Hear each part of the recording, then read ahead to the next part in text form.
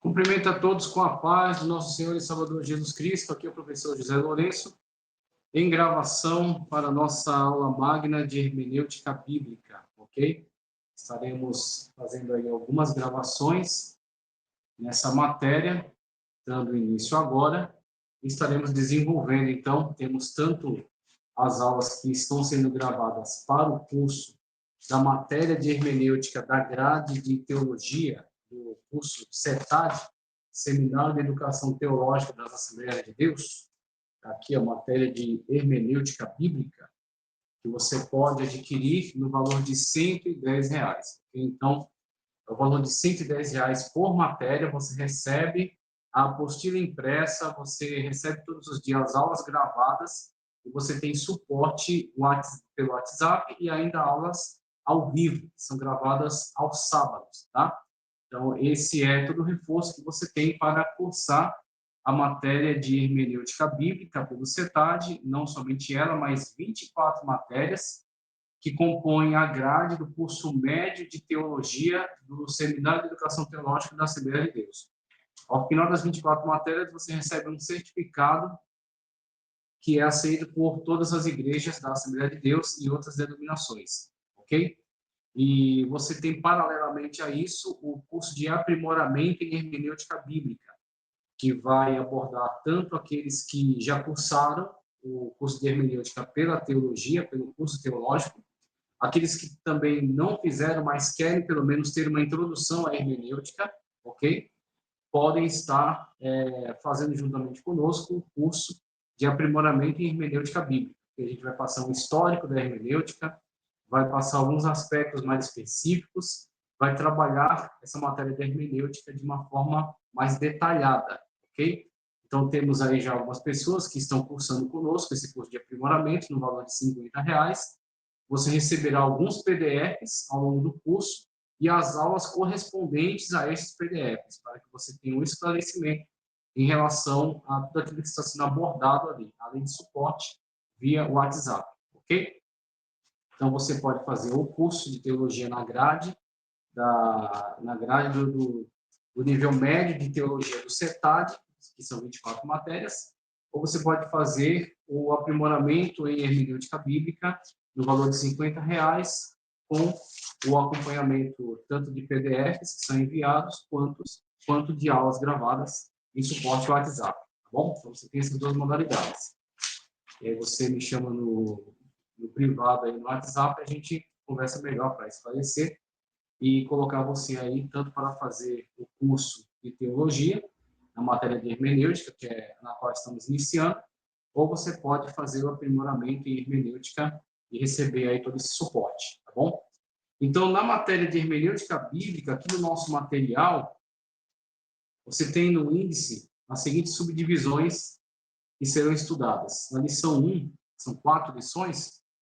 Na lição 1, aspectos gerais da hermenêutica, também o aprendizado, requisitos do hermeneuta, o que não devemos fazer ao interpretar a Bíblia, material de estudo da hermenêutica. Esses são os temas para a lição 1.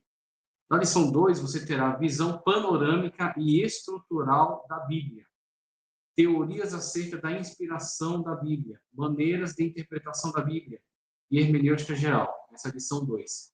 Na lição 3, análise léxico-sintática, regras gerais de hermenêutica bíblica, regras do contexto e objetivo do autor. Essa foi a lição 3.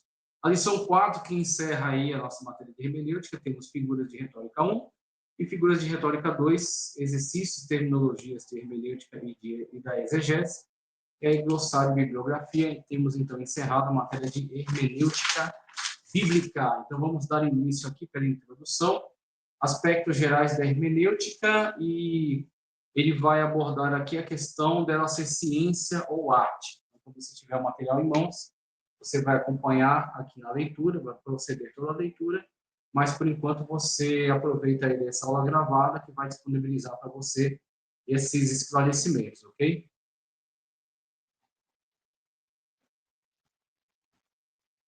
Primeiramente, o termo, né, a terminologia. Algumas pessoas estranham quando nós trazemos esclarecimentos sobre a fonte de onde é tirada essa terminologia, mas eu peço para que você não se assuste com isso. Nós temos que compreender que, na época neotestamentária, o helenismo estava muito espalhado pelo mundo. O que é o helenismo?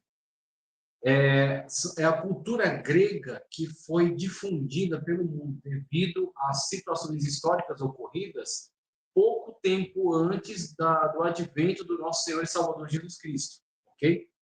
Então, houve a expansão do Império Macedônico, ou grego, tá certo? Então, partindo da Macedônia, Alexandre domina toda a Grécia, unifica, e aí parte agora do processo de expansão para o Oriente, anexando aí os antigos reinos, o Egito, a Babilônia, a Pérsia, indo até os confins da Índia, tá certo? Então, ele vai por todas essas terras, anexando esses governos, estabelecendo o governo, o seu império, o Império Macedônico. Ao longo do caminho, ele constrói as chamadas Alexandrias, então são cidades que estão muito envolvidas na difusão da cultura grega. Você tem aí tanto a cultura grega sendo difundida pelo mundo, quanto a língua grega, costumes, hábitos, comércio, filosofia. Então, toda essa difusão do mundo grego pelo mundo traz o chamado helenismo, tá certo? Então, o helenismo, essa cultura grega difundida. E aí você terá aí a maneira como os povos vão reinterpretar isso a seu próprio modo, né? Então, você tem uma cultura grega típica, tá certo? Que é do próprio povo da Grécia, mas você tem uma forma como os povos interpretam essa influência da Grécia sobre si mesmos. Por exemplo, a modificação da língua, o grego koiné, a diferença entre o grego koiné e o grego ático, certo? O grego ático sendo o grego mais nobre, mais rico, né? Que é falado aí em Atenas. O grego koiné é o grego dessa difusão. As pessoas até falam o grego, mas uma fala adaptada, né? Uma fala simples, né? Com um vocabulário simples, né? Como o inglês, né? O inglês falado pelo britânico e o inglês falado pelo mundo afora. As pessoas adaptam aí a língua ao seu próprio modo, né? Então temos aí então o helenismo. Dentro desse helenismo, o mundo está agora totalmente conectado a essas ideias oriundas, né, da cultura grega. E, posteriormente a isso, os romanos vão ascender ao poder e vão dominar, inclusive, a Grécia. A Grécia será agora absorvida, né, pela dominação romana.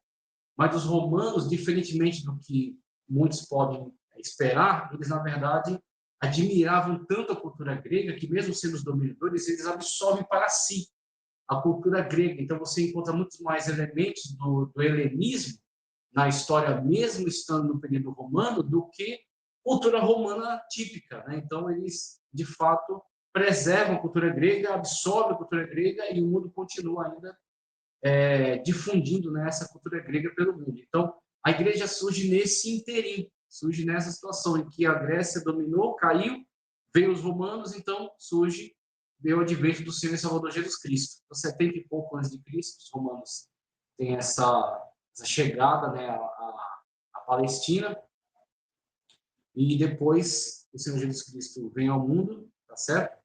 E já no período já da dominação romana, então você tem aí a Pax Romana estabelecida no mundo e a cultura grega difundida no mundo. Então, quando o Senhor Jesus Cristo faz a sua obra aqui, a igreja agora parte para o evangelismo, para a difusão pelo mundo, eles encontrarão um mundo helenizado. Então, eles escreverão seus textos em grego, eles vão lidar com a cultura grega, eles vão utilizar-se de um Antigo Testamento chamado Septuaginta, que está em grego, ok?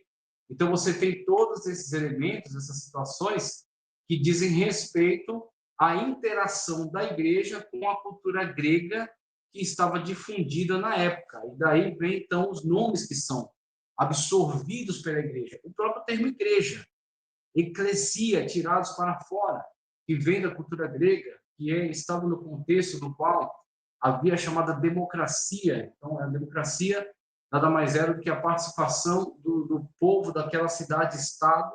Isso não era pensado para um grande conglomerado de povos, assim para uma cidade-estado, tá? Então, cidadãos gregos livres, homens gregos livres, nem mulher, nem escravo, nem estrangeiro, homens gregos livres saem dos seus afazeres corriqueiros, vão até a ágora, que é a praça central da cidade, praticar a democracia, o poder do povo, tá certo? Através do voto. Então, vão deliberar acerca de assuntos importantes.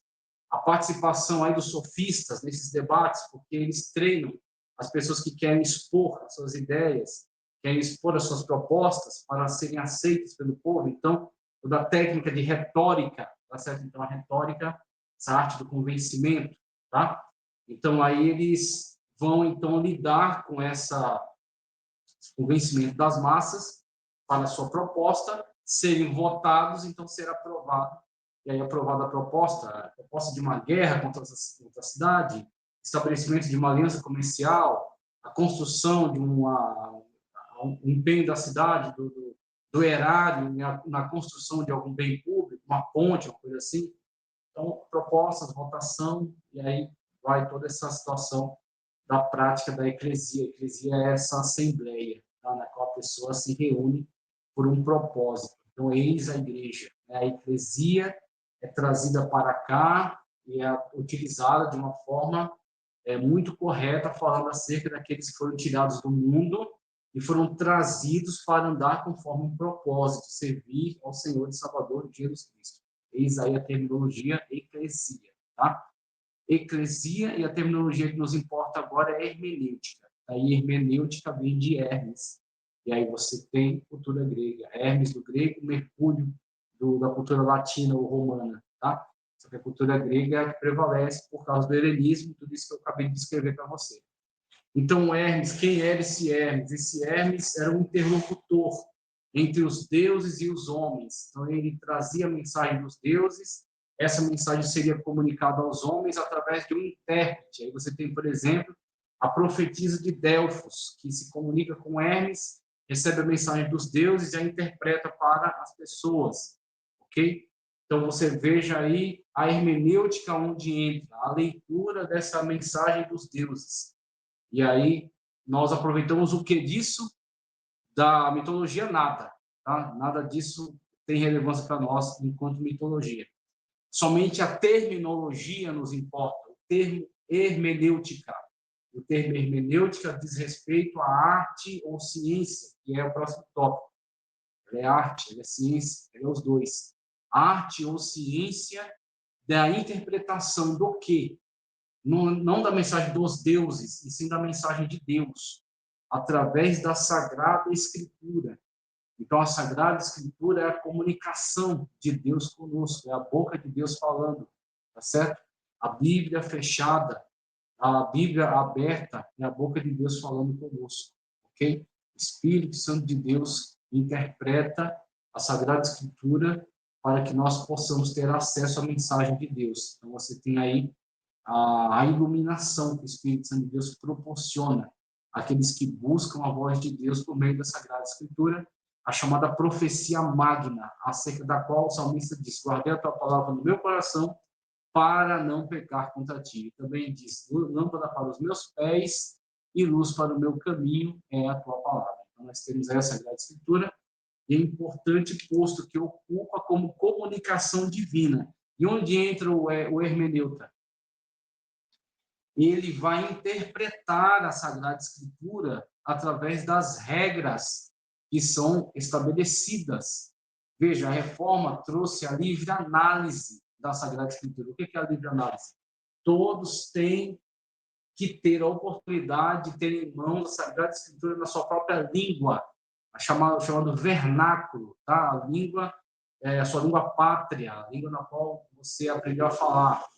Então, todos deve haver um esforço extraordinário, e aí você tem o envolvimento dos teólogos. Então, mesmo que pessoas por aí odeiem teólogos, ele sempre dependerá de um teólogo. A Bíblia não foi escrita em português. A Bíblia foi escrita no Antigo Testamento, a maior parte em hebraico, um hebraico arcaico, não o hebraico falado hoje em Israel, tá? Um hebraico arcaico, e parte em aramaico, tá? Uma pequena parte, pequenos trechos em aramaico. E o Novo Testamento em grego. Não é o grego que é falado hoje na Grécia, o grego koiné, está falado na antiguidade em um grego comum, não o grego ático nem bizantino, tá? Então você necessitará de um teólogo para fazer, primeiro, leitura e tradução, segundo, adaptação, porque não existe tradução direta, porque há uma outra estrutura de linguagem e um outro contexto sendo trazido para essa nova língua com uma outra estrutura gramatical e sintática e com outro contexto histórico. Então, muito do que será feito não será apenas tradução, e sim interpretação, para que a mensagem comunicada por este, no seu contexto histórico, seja devidamente entendida por este aqui, que está num contexto histórico muito diferente daquele. Então, nesse interim, mora o grande trabalho do teólogo. O teólogo realizará esse trabalho, fazendo as devidas pesquisas, se capacitando para isso, tá? E empenhando toda a sua inteligência nessa obra, na realização dessa grande obra. Tá? Então, você tem aí, até para ter uma Bíblia na mão, você precisa de um teólogo. E não somente isso, você precisa aprender hermenêutica para que a Sagrada Escritura seja interpretada corretamente, para que você não caia no pecado mais abominável da interpretação bíblica, chamada exegese. A exegese é a tentativa de incutir na Bíblia aquilo que é do seu interesse. Essa é a prática de Satanás, essa é a hermenêutica satânica, essa é a prática de todas as seitas, essa é a prática de todos os hereges. Hereges esses que levaram muitas pessoas à morte por meio das suas heresias. Veja Jim Jones, aqui na América do Sul, que serviu uma ceia contaminada para todas as pessoas, elas morreram contaminadas em obediência cega a esse maldito líder, que interpretava a Bíblia ao seu bel prazer, praticava a exegese.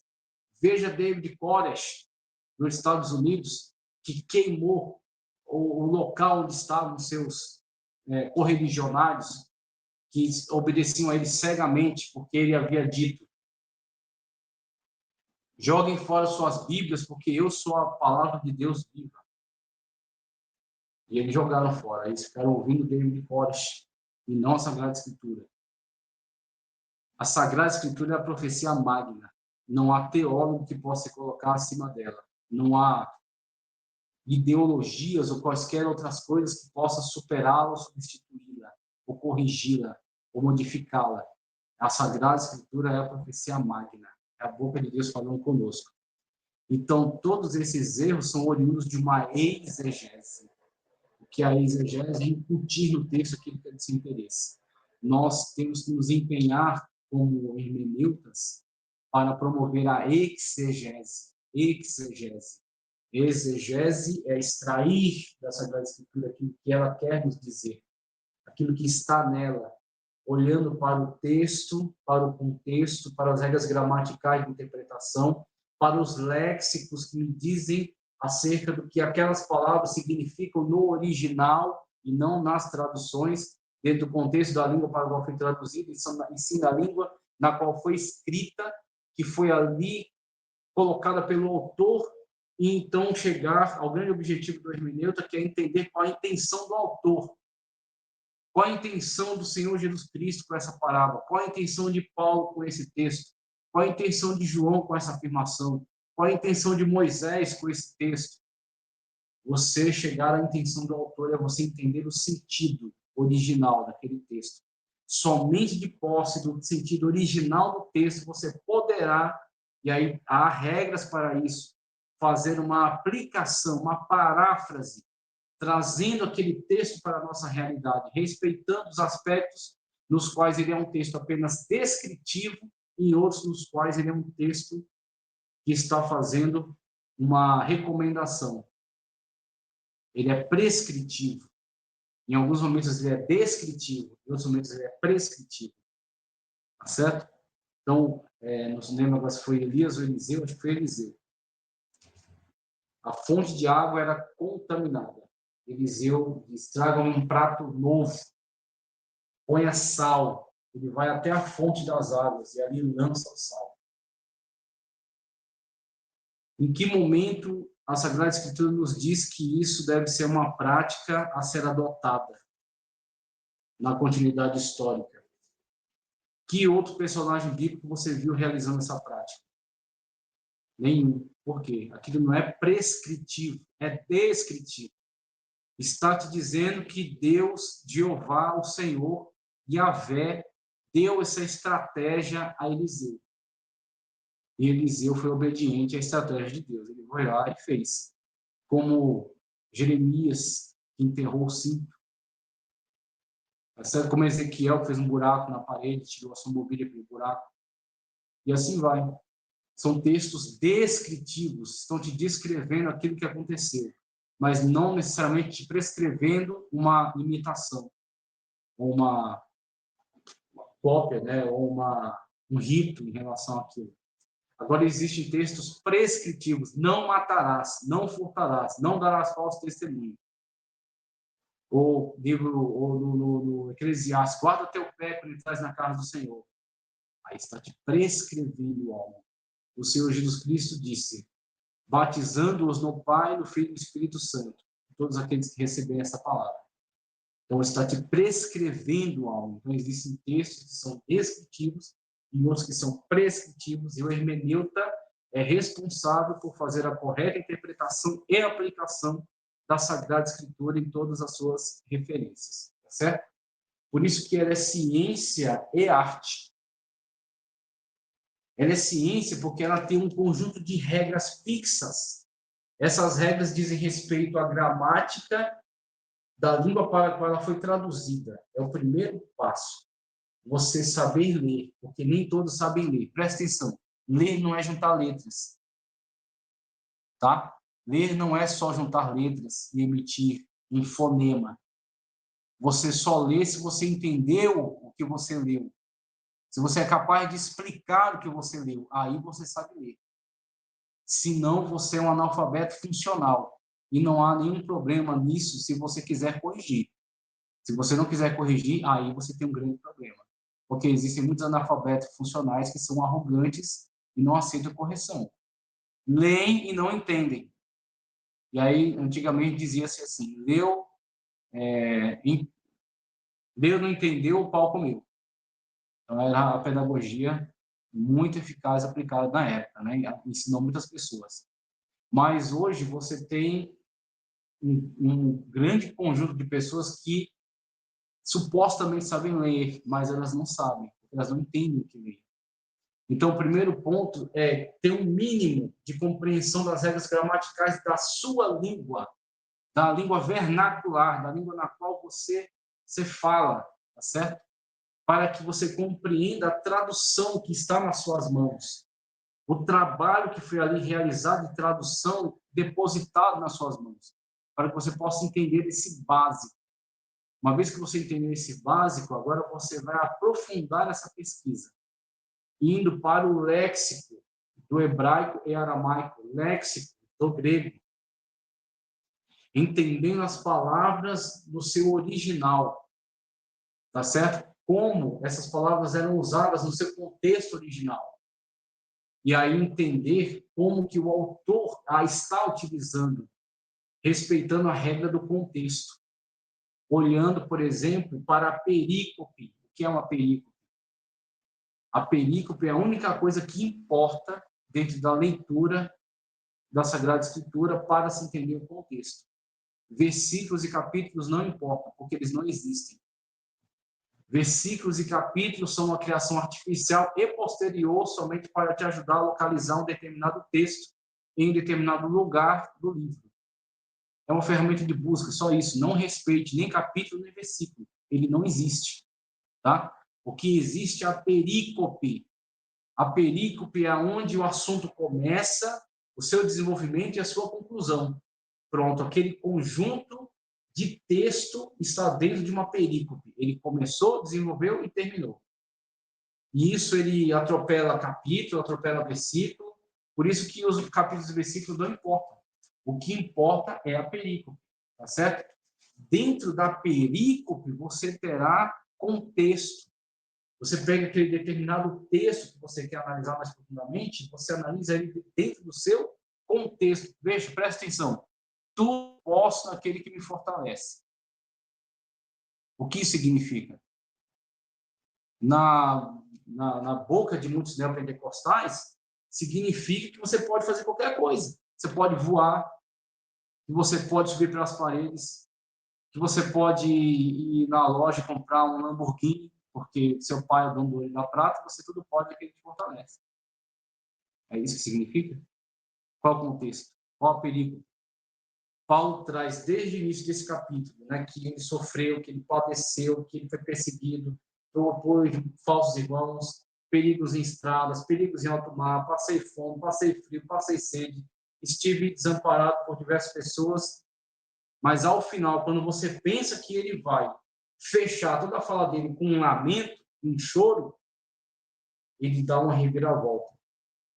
Ele diz: tudo posso naquele que me fortalece. Ou seja, pode quebrar o pau, pode vir a dificuldade que quiser, tudo posso naquele que me fortalece. Eu vou enfrentar tudo e vou pregar o evangelho.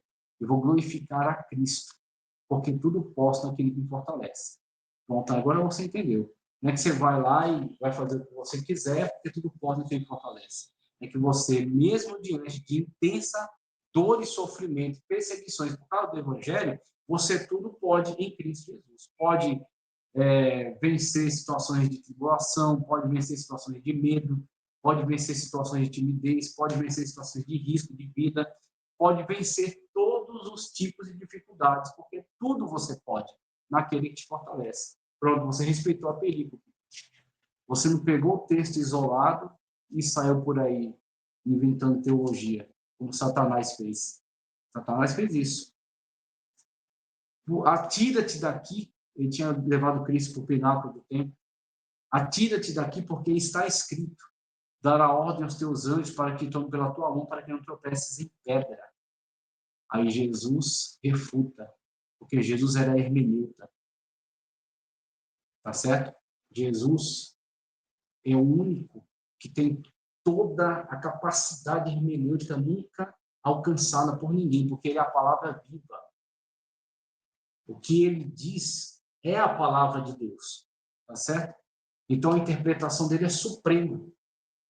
A interpretação de Cristo prevalece sobre qualquer tipo de possibilidades. Está escrito: não tentará o Senhor teu Deus. Ou seja, a tua palavra cai por terra, porque ele está em contradição com a própria palavra de Deus, que não entra em contradição consigo mesma. Então a contradição é sua e não da palavra de Deus. Então essa palavra que você está interpretando dessa maneira está incorretamente interpretada. Não, ela não significa isso. Tá certo? Porque a palavra diz: não tentará o Senhor teu Deus. E isso seria tentar a Deus. Ok?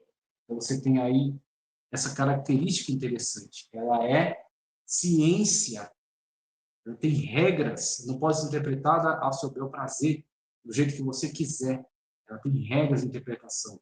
Mas ela também é arte. Porque você, no ato de promover essa interpretação e essa aplicação, você tem certas liberdades de trazer alguns elementos ilustrativos que possam elucidar aquilo que você está esclarecendo, que possam elucidar aquilo que você está tentando trazer como entendimento, tá certo? Então você tem uma certa margem artística, mas ela é científica, ela é metodológica, existem métodos interpretativos corretos que dizem que certas opiniões, certos posicionamentos são bíblicos e outros são antibíblicos. Veja, determinadas pessoas com a Bíblia na mão dizem que certo comportamento social é reprovado pela Sagrada Escritura, que condena relacionamento de pessoas sexualmente do mesmo sexo.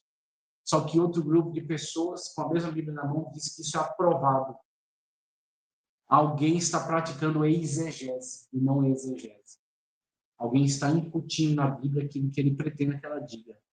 Tá certo? E não está respeitando a intenção do autor. E não está respeitando as regras de interpretação. Como divisão da hermenêutica, ele cita aqui a hermenêutica geral e especial. Por hermenêutica geral, ele cita as categorias geral e especial. Aqui, a geral. Nesse estudo são incluídos os tópicos de análise. Veja, histórico-cultural, tá? Ele cita aqui histórico-cultural, léxico-sintática, contextual e teológica. Histórico-cultural para hermenêutica geral. Ele faz uma divisão em hermenêutica geral e especial, tá? Como hermenêutica geral, ele cita aqui histórico-cultural, léxico-sintática, contextual e teológica, tá? Então, como hermenêutica geral, que está aqui referido, né, por ele, começando aqui, ele vai trazer um desenvolvimento maior logo à frente aqui. Então, histórico-cultural diz respeito ao contexto no qual aquele texto existe, tá? Então, aquele texto ele veio a existir por meio do trabalho de um escritor que foi inspirado pelo Espírito Santo de Deus e que estava em determinado contexto. E que escreve a respeito desse contexto, que escreve a pessoas que estão nesse contexto, tá?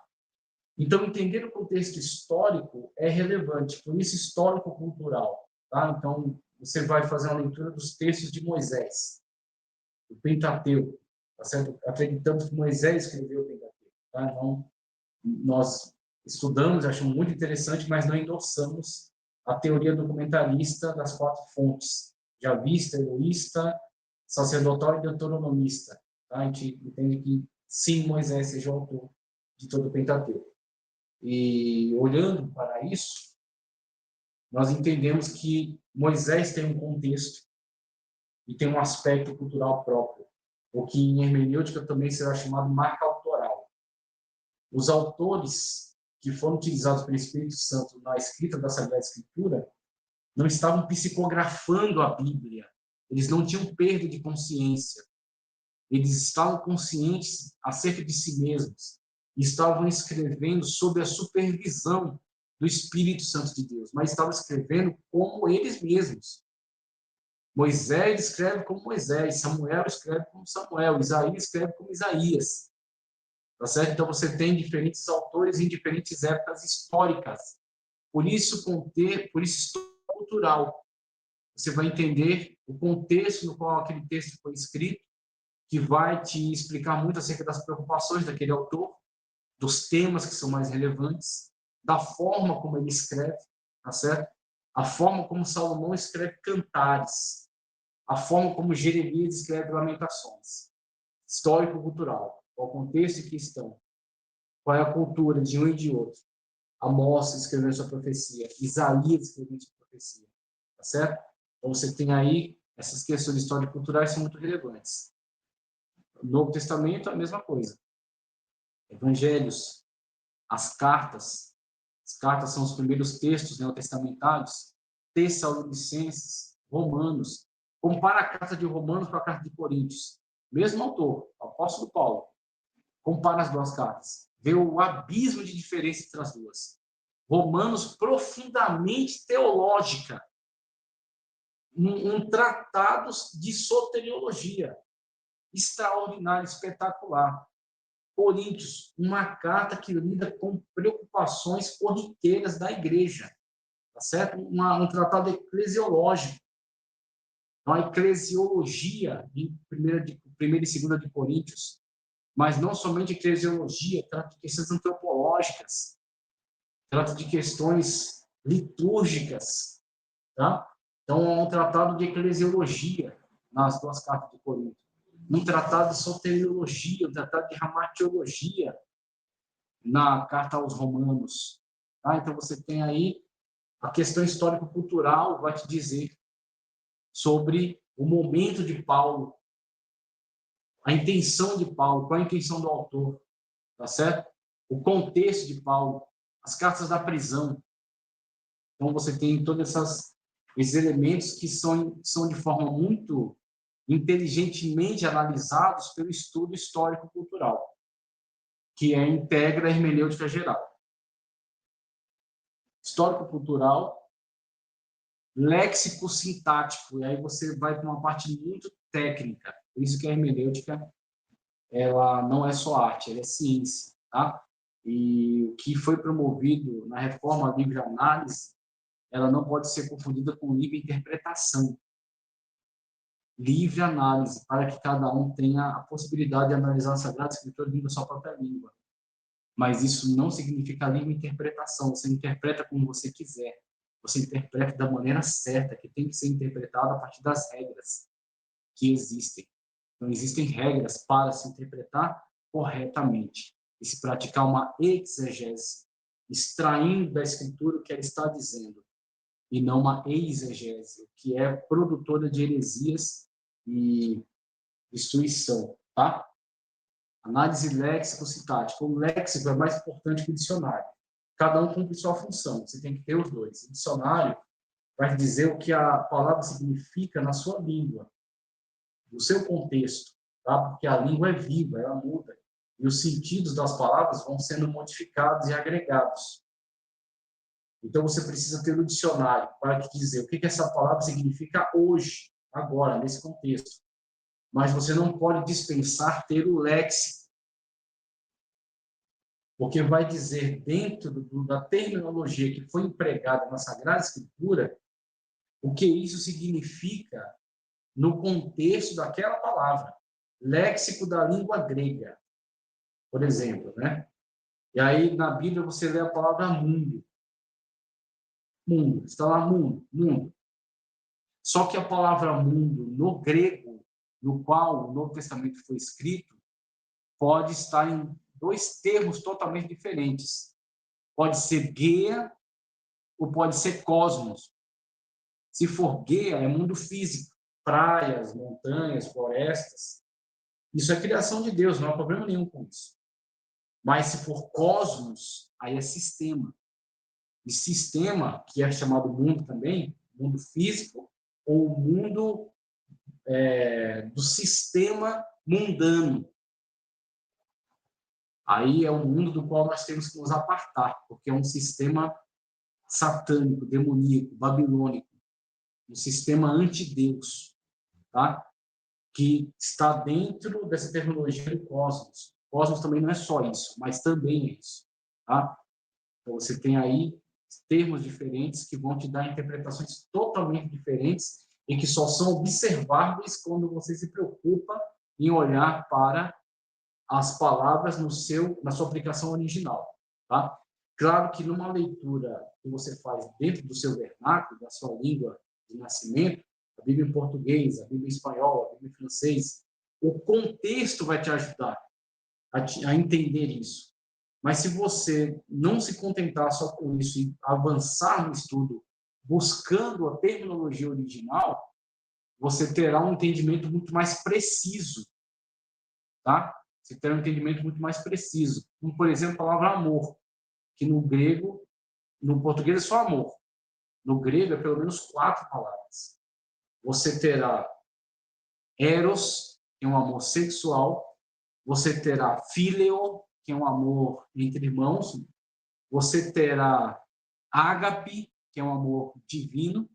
E você terá storge, que é um amor comunitário, vamos colocar assim. Você ama a sua comunidade. Tá? Eu tenho pelo menos 4. Quando Cristo dizia para Pedro, Pedro, tu me amas? Aí Pedro respondia, sim, Senhor, eu te amo. Perguntando 3 vezes, na terceira, Pedro ainda se entristecendo com isso, né? No português, você não pega tudo que está acontecendo ali. Quando você recorre ao grego, você vê que Cristo está dizendo agape, amor divino. E Pedro está dizendo fileo, amor entre irmãos, irmandade. Um não está amando no mesmo nível do outro. Cristo ama ele como Deus, um amor divino. Ele ama Cristo em reciprocidade como um irmão. Ele não tem condições de chegar no nível desse amor com o qual Cristo o ama e o perdoa e passa por cima da vergonha que lhe causou, o negando 3 vezes, e perdoa isso, e apaga isso, e o ama, e o busca. Esse é o amor de Cristo por Pedro. E Pedro não consegue ter por Cristo o mesmo amor que Cristo tem por ele. Ele não alcança, ele não chega. Então, você tem tudo isso naquele diálogo que só é observado quando você se esforça um pouco mais e recorre às terminologias no seu original, o que será o tema do léxico. Léxico sintático. O léxico, as palavras, a sintaxe, as regras gramaticais aplicadas ali. Que vão te dizer se aquilo está no futuro, no passado, se aquilo é um rogativo, se aquilo é somente as diversas regras, né, da língua grega, que são bastante interessantes e bastante amplas. Né? Então, no estudo acerca do grego, a gente aprimora mais isso aí. O objetivo da hermenêutica é levar a fidelidade do texto, não usando subterfúgio na interpretação do mesmo. Então, o objetivo da hermenêutica é você chegar ao sentido verdadeiro do texto, afastando todos os equívocos, afastando todas as falhas interpretativas, usando e aplicando todos os recursos necessários e disponíveis para que você possa entender o texto de verdade. E compreendendo o texto na sua profundidade, você consiga entender o que o autor estava dizendo com aquele texto, qual é o objetivo, qual é a intenção. Entendendo o que o autor estava verdadeiramente dizendo com aquele texto, poder trazer algo, uma aplicação para as pessoas da atualidade, das verdades presentes ali naquele texto que foi agora verdadeiramente entendido, compreendido. Somente quando você o entendeu de verdade, você poderá aplicá-lo. Senão, você vai cometer diversos erros. E errar com a Bíblia na mão é brincar com as vidas. Se você comete um erro grave com a Bíblia na mão, você pode matar pessoas. Você tem a prova disso em diversos lugares. Você, por exemplo, tem um grupo que não permite transfusão de sangue, porque erra na interpretação da Sagrada Escritura e é responsável pela morte de muitas pessoas que foram parar no pronto-socorro e que precisavam urgentemente de uma transfusão de sangue para continuarem vivas e não a receberam, porque rejeitaram, confiando na interpretação errada desse grupo religioso. Eles mataram pessoas, muitas pessoas, tá certo? A Bíblia Sagrada na mão de uma pessoa irresponsável é uma arma de destruição em massa. Isso é perigosíssimo. A importância da hermenêutica, depois que a gente tem dito aqui, né? Sem o conhecimento das regras da hermenêutica, o pregador não tem condições de interpretar os mistérios de Deus. Uma coisa engraçada, triste, né? Mais triste do que engraçada, que mostra também a má intenção dele. Passou até numa reportagem, né? Há um tempo atrás aí. Aquele trecho de Oséias, Deus diz: toma uma mulher adúltera, né? O pastor semi-analfabeto, né, analfabeto funcional, lia e dizia: toma uma mulher e adultera. E ele fez isso mesmo. Ele pegou uma irmã lá, ele se juntou com uma irmã, claro que isso é um pretexto, né, para o que eles já queriam fazer, né? Então, uma irmã lá, justo uma irmã casada, né? Aí ela vai adulterar. Adulterou mesmo, adulterado. E aí deu todo aquele rebu, aquele escândalo. E aí a reportagem, né, sedenta de escândalos, já foi em busca lá e passou a dizer que tinha justificativa bíblica para aquilo. Aí mostrou para o repórter, está aqui, então uma mulher e adultera com ela. Então Deus está dando aval aí, né? Eu busquei, né, que é aquela situação, né, eu quero que Deus fale comigo. Aí pega a Bíblia e faz dela uma roleta russa, né? Abre, então, aqui, abre aqui. O que Deus está falando aqui? E ele foi e se enforcou. Não, essa não. Abre outra, né? E aí só vai jogando, fazendo da Bíblia uma roleta russa, brincando com Deus, brincando com a Sagrada Escritura. Então foi uma dessa aí, ele abriu, estava lá, e aí tanto essa irresponsabilidade quanto a incapacidade dele de fazer uma interpretação básica, né? Chegou à conclusão de que era uma ordem para ele: toma uma mulher e adultera com ela. Então, pronto, está dado o aval aí para o que eu já quero fazer. Aí o repórter disse: me dá aqui a Bíblia, por favor. Deixa eu dar uma olhada. Aí, para você não ver a pontuação aqui, toma uma mulher adúltera. E aí, ele está falando acerca de Oséias e da situação que ele vivenciou E isso, essa vivência do profeta estava sendo tomada por Deus como um referencial profético daquilo que Deus padecia em relação a Israel, do que Israel fazia para com Deus toda vez que se prostituía com outros deuses. E a vida do profeta foi usada ali como um exemplo. E aí, aquele pastor ficou com a cara no chão, mas isso aí, infelizmente, continua acontecendo de diversas formas, e não somente dessa forma, mas das formas mais abjetas, porque Pedro já nos alertou que se levantaram falsos doutores, tá certo?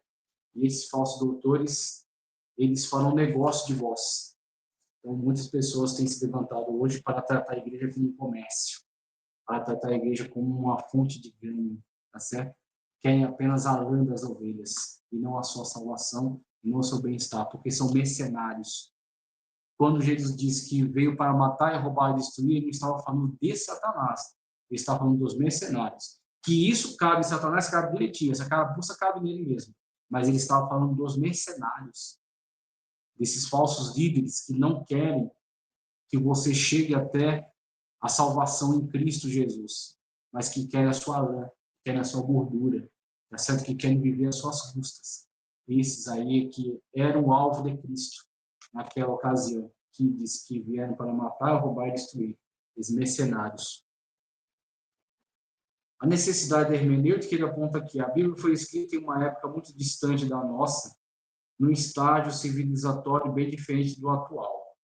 Também a cultura da maioria dos textos bíblicos não corresponde à nossa cultura ocidental, mas sim à cultura própria do Oriente. Por isso, temos dificuldades em entender uma série de costumes e valores, modos de pensar e agir. Por exemplo, a situação na qual Sara dá a sua serva, da sua escrava, para que Abrão tivesse relações com ela, né? É uma situação típica daquele contexto. Maravilha, muito bem.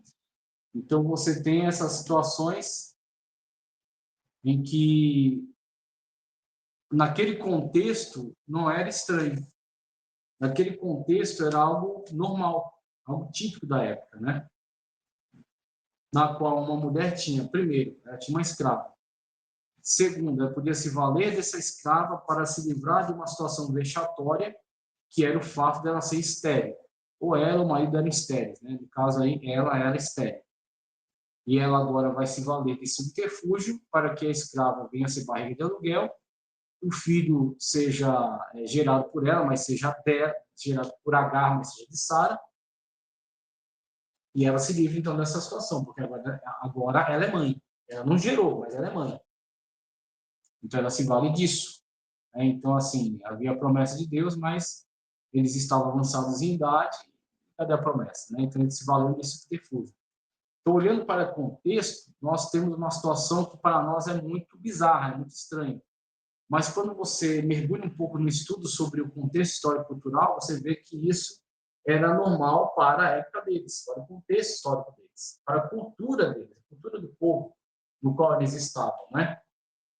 Então, a gente precisa entender que certas situações encontradas na Sagrada Escritura que nos causam muita estranheza, nos causa estranheza devido à nossa cultura na qual estamos, nosso contexto histórico, nossa época. Mas que isso não necessariamente era estranho para o contexto dos personagens que estão dentro do texto. Então, precisamos entender o seu contexto histórico-cultural. Tá? Por isso que essas análises são imprescindíveis. Histórico-cultural, léxico-sintática, ele cita também contextual, que eu falei sobre a perícope. O texto não pode ser nunca interpretado isoladamente, tem que ser dentro da sua perícope, daquele assunto, seu começo, seu desenvolvimento e seu final. Tá? Então, o texto só pode ser analisado dentro desse contexto. E a análise teológica é olhar para a conjuntura das doutrinas, que estão muito claras na Sagrada Escritura e que são estudadas pela teologia. Aí você tem a teologia bíblica, que olha para a Sagrada Escritura no seu texto, no seu fluxo normal do texto, fazendo a exegese desse texto e trazendo os devidos esclarecimentos. Tá? ou para a teologia sistemática, que pega os temas estruturantes da Sagrada Escritura, os organiza e estuda ela a partir desses temas. Estou organizando a Sagrada Escritura dentro daquele estudo sistemático. Tá? Então, você olhando para essas questões, você entende o que determinada fala quer dizer, em conexão com todo esse conhecimento, conexão com toda essa verdade. Ela nunca pode ser analisada isoladamente, ela tem que ser analisada contextualmente. Tá? A hermenêutica é fundamentalmente uma codificação dos processos que, em geral, usamos no nível inconsciente para entender o significado que outra pessoa tensionava transmitir. Somente quando algo bloqueia nosso entendimento espontâneo da mensagem de outro é que reconhecemos a necessidade de algum método de compreender o que tal pessoa pretendia dizer. Então, você tem aí a hermenêutica se prestando a trazer exatamente esse desbloqueio, trazer essa facilitação para que você possa ter essa compreensão. Tendo essa compreensão da Sagrada Escritura, você vai cada vez mais diminuir as possibilidades de erro. Não é que você não vai errar nunca. E muitas das vezes não é uma questão de erro intencional, mas é uma questão de falha de entendimento, devido à distância na qual nós estamos. Por exemplo, ler Apocalipse. Você já viu quantas escolas de interpretação que existem no Apocalipse, sendo que elas não têm como ser decretadas como hereges, muitas delas, por serem apenas possibilidades interpretativas, por ser um texto que está voltado, pelo menos a maioria das escolas dizem isso, voltado para o futuro. A própria terminologia é escatos, né? Últimas coisas. Então, você tem essas verdades que são imprescindíveis para o entendimento da Sagrada Escritura, mas só podem ser acessadas dentro de uma análise mais aprofundada da hermenêutica. Se você não se valer das ferramentas de hermenêutica para buscar o entendimento dessas verdades, você não alcança, você não chega, você não entende.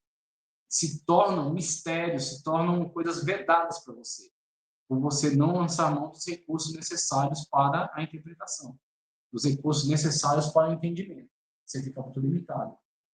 Muitas verdades bíblicas profundas você perde, você não as absorve, você não as compreende, por você não ter todos esses recursos.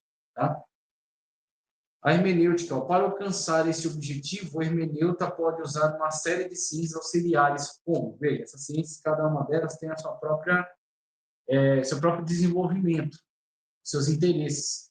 Mas para a hermenêutica bíblica, elas entram aqui como ciências auxiliares da hermenêutica. Fornecem dados, vão fornecendo dados. Por exemplo, a polícia vai fazer uma investigação. Aí o que precisa? Um fotógrafo, precisa de um agente de trânsito, que vai consultar lá o tempo do semáforo e tudo mais. Precisa do trabalho de outros agentes, da polícia militar, vai pesquisar lá, vai querer saber o policial que chegou na área, que viu. Então, ele faz um trabalho investigativo, ele vai consultar vários outros profissionais que vão lhe alimentar com dados para ele construir um quadro cada vez mais preciso. E assim poder apresentar, tá certo? Uma possibilidade, né? Então, há essa possibilidade de ter sido dessa forma ocorrido. Ele vai lá e apresenta. Antropologia estuda o homem no seu aspecto biológico e cultural. No seu aspecto biológico e cultural. Temos aí a antropologia bíblica, né, que estuda esse homem a partir do conceito bíblico acerca dele. O que a Bíblia diz acerca do ser humano. Mas não somente a Bíblia, mas as ciências que podem auxiliar melhor, ampliar mais o conhecimento acerca desse ser humano. A arqueologia estuda as culturas antigas. Importantíssimo, né? Imprescindível. Os achados arqueológicos e como eles ilustram um quadro cada vez mais preciso da Sagrada Escritura, até naquilo que é a abordagem bíblica muito antiga, e mergulha aí na história antiga de Abraão, de Noé. Então, você tem aí elementos arqueológicos importantes que nos trazem cada vez mais elucidação do quadro histórico dessas épocas. Tá? Cronologia estuda a localização dos fatos no tempo. Diplomática estuda os documentos oficiais. E aí temos diversos achados arqueológicos de documentos que podem ser estudados especificamente dentro dessa questão da diplomática, como pertencentes a certa cultura, pertencentes a certa época, a certo reino, e aí vai. Economia estuda os meios de produção, distribuição, consumo e circulação de riqueza. Se você estudar um pouquinho de economia, e aí voltado para a Sagrada Escritura, você entende as diversas descidas ao Egito, os patriarcas, tá? Você entende a situação de José e aquele rei que foi beneficiado com a interpretação do sonho, as vacas magras, as vacas gordas, 7 vacas gordas, depois 7 vacas magras, espigas gordas, espigas magras, as consequências disso para ele. Você vai fundir a economia e a história e vai ver que aquele povo era um povo invasor, um povo mixo, que havia invadido o Baixo Egito, norte, né, que é o Baixo Egito, dominado aquela região, se apropriado daquela cultura, e ele estava ali dominando o aspecto central, né, da governança egípcia, que era a monarquia, que substituiu o monarca, mas ele não tinha tanto poder sobre as terras, né, de outros proprietários. Então, com o período de escassez e aquela estratégia de José de guardar os cereais, conforme os cereais acabam, as pessoas vão comprando, conforme o dinheiro acaba, elas vão entregando suas terras. E agora esse faraó, que era um faraó mixo, estrangeiro, agora se torna não somente o governador militar, que governa por meio das armas, mas também o dono, o proprietário de todas as terras.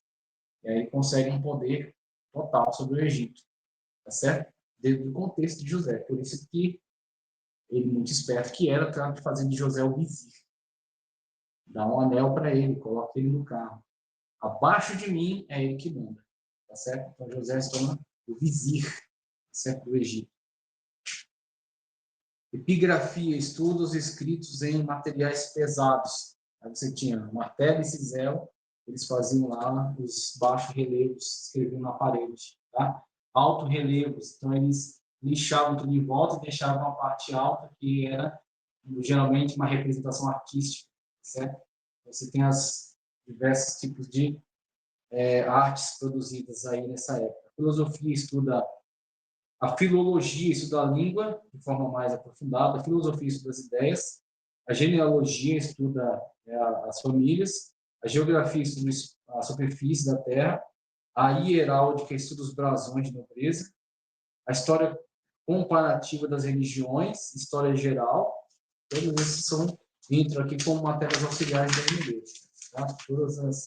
Todos esses conhecimentos corroboram com a aplicação das regras de hermenêutica e a compreensão da Sagrada Escritura. Linguística, estudo histórico comparativo das palavras, numismática, estudo das moedas, paleografia, estudo dos escritos antigos, paleontologia, estudo dos fósseis, papirologia, estudo dos papiros, sigilografia, estudo dos selos, sociologia, estudo do homem em sociedade. Temos aí diversas ciências auxiliares do estudo da hermenêutica. Ligação da hermenêutica com outras modalidades de estudos bíblicos. Aí você vai ter a abordagem aqui dele. Estudo do cânon, aqui, ó, crítica textual, baixa crítica, crítica histórica, alta crítica, exegese, uso da exegese da hermenêutica, teologia bíblica sistemática, e aí ele vai partir para outro ponto que ia ser abordado. Então, para encerrar nossa aula, está chegando em 1 hora já de aula, não sermos muito cansativos, a gente vai ver agora esse ponto aqui e vai encerrar. A próxima aula a gente continua nossa abordagem aqui do estudo da hermenêutica. Tá?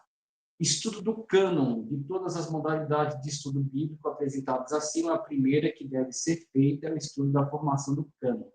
A palavra cânon, em latim, é vara de medir.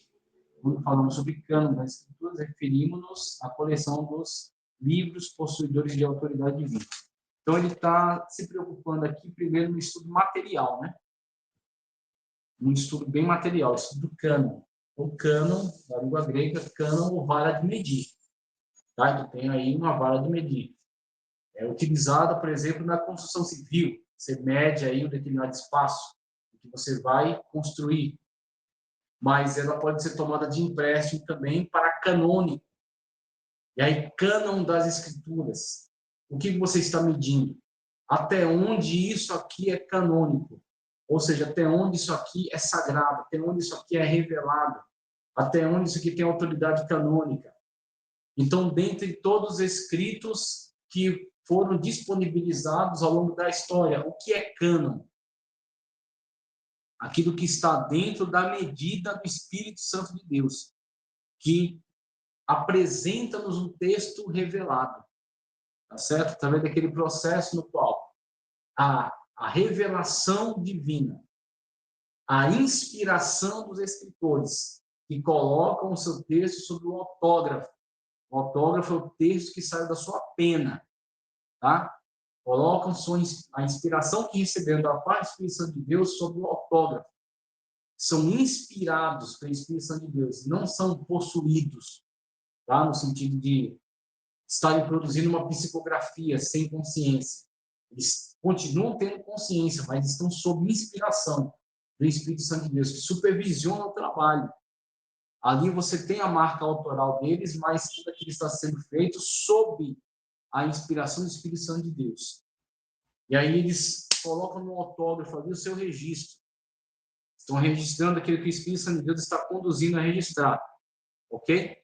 Aí você tem a revelação do Espírito Santo de Deus, a inspiração do autor, que deixa o texto registrado, para que, posteriormente, a uma pessoa que está sob iluminação, ao Espírito Santo de Deus nos traz iluminação, para entender aquilo que ele lançou naquele texto por meio do autor que ele inspirou. Aí, através da iluminação, você resgata aquilo que era a intenção do autor. Você entende o texto. Para você entender o texto, você agora tem condições de aplicar o texto, respeitando aquilo que é descritivo e aquilo que é prescritivo nas Sagradas Escrituras. Ok? Então, todo esse processo maravilhoso, né? Por meio do qual você tem os textos e a sua produção. Acredita-se que textualmente Jó seja o livro mais antigo, pela abordagem que ele faz do contexto de época. Para começar, ele era um líder tribal, um líder de clã, e ele exercia um sacerdócio familiar. Ok? Então, isso é característica de uma época muito antiga dos patriarcas. Então, Jó deve estar no contexto do patriarcado de Abraão. Ok? Aí essa narrativa chega até Moisés. Um texto, uma revelação de Deus, não podemos ficar aqui dando margem, sabe, a devaneios.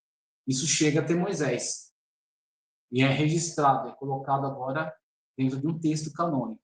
Ok? Então, acredita-se, a tradição aqui diz, né? A Bíblia aqui diz, a tradição diz, tradição rabínica, diz que Moisés foi o responsável por legar a nós o texto de Jó. Tá?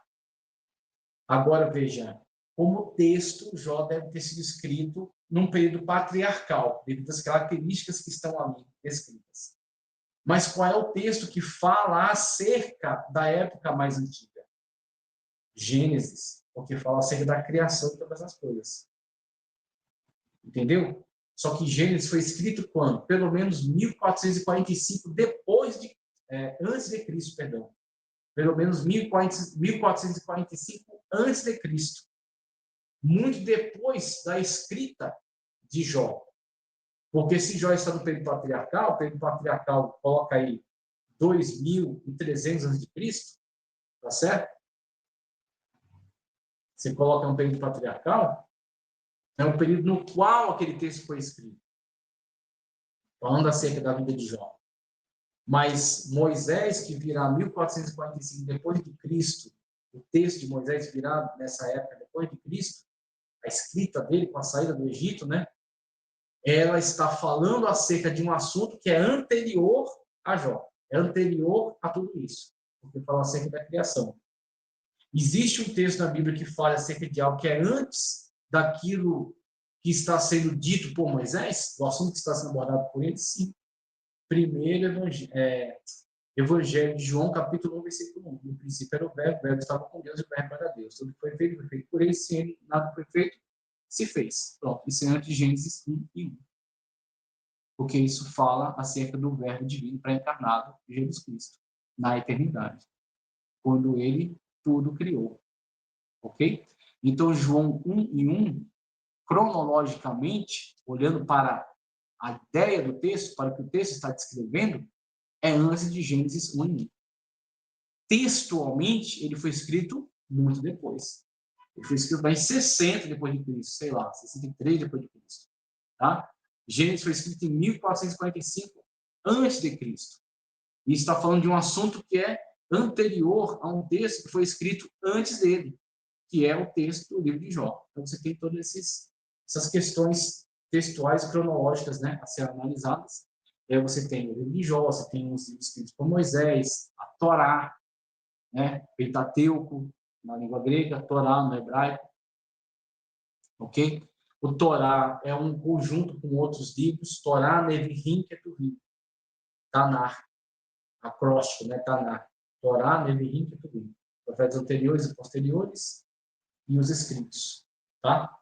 Então você tem essa toda a conjuntura textual, desde Moisés, que segundo a tradição rabínica lega a nós o texto de Jó, escreve o Pentateuco. Esses livros são um conjunto da lei. Ao longo do período histórico posterior, você terá outras situações que serão vivenciadas, como, por exemplo, a de Juízes, tá? Como, por exemplo, 1º e 2º Samuel, Ruth, Reis. Aí você terá diferentes cronistas que irão escrevendo até a época que chega o período que eles vão sair para o cativeiro babilônico. No cativeiro babilônico, os sacerdotes que estão ali, os levitas, preservaram esses textos, e no retorno, Esdras organizará. É Esdras que dá a organização tripartite da Bíblia hebraica. Torá, 5 livros de Moisés. Nevi'im, profetas anteriores e posteriores. Ketuvim, ainda Salmo, Provérbios, tá certo? Eclesiastes, Cantares, Lamentações, 1º e 2º Crônicas, que para eles é um livro só, livro de Crônicas, tá? Daniel entra nesse, tá? Aí você tem escritos, Ketuvim. Então, é ele que organiza isso no retorno do cativeiro. Oi, amor, cadê você? Terminou de gravar? Então, a gente vai encerrar por aqui.